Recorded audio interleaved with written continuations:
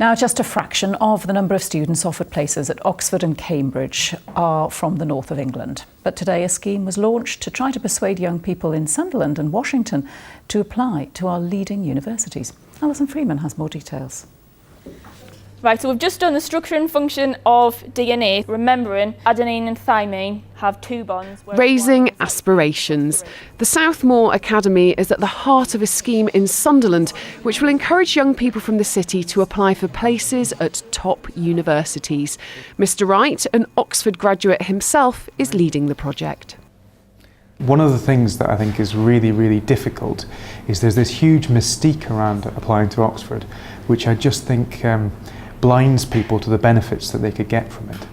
In 2014 to 16, there was 10 times more applicants for Oxford University from the city of Oxford than there were from the city of Sunderland. And that to me seems a crying shame.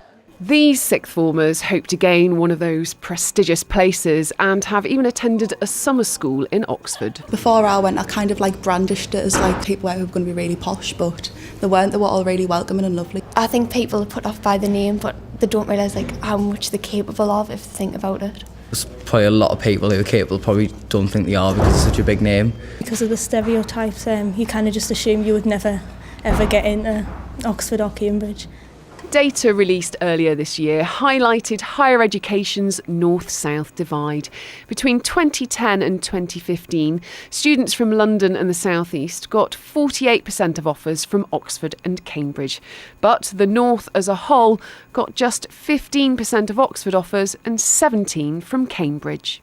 The OxNet project, launched at Sunderland's National Glass Centre today, wants to change all of that. The reason the project is being launched here is because of this exhibition, which is part of a research project which aims to prepare the students for life at a top-flight university.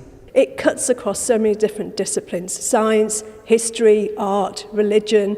So what we're trying to do, encouraging young people to come to this exhibition, is to think about things in a slightly different way. So if they're thinking like this, then Oxford shouldn't be an alien place for them.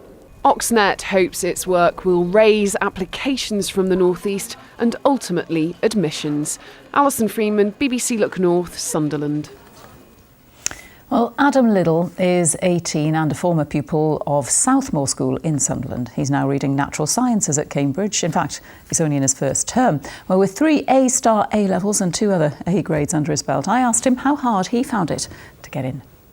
I think it's definitely more unheard of. Maybe it's because of just kind of the location of Cambridge, or maybe just a general stigma that maybe that idea is kind of present, but I don't think there's anything stopping kind of northerners from setting their sights to Oxbridge if they have a genuine interest in the subject and work hard.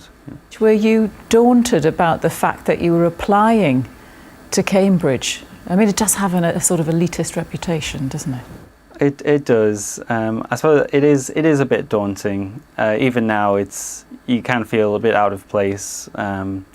Maybe when everyone else is of a similar ability, so everyone is fantastic at what they do.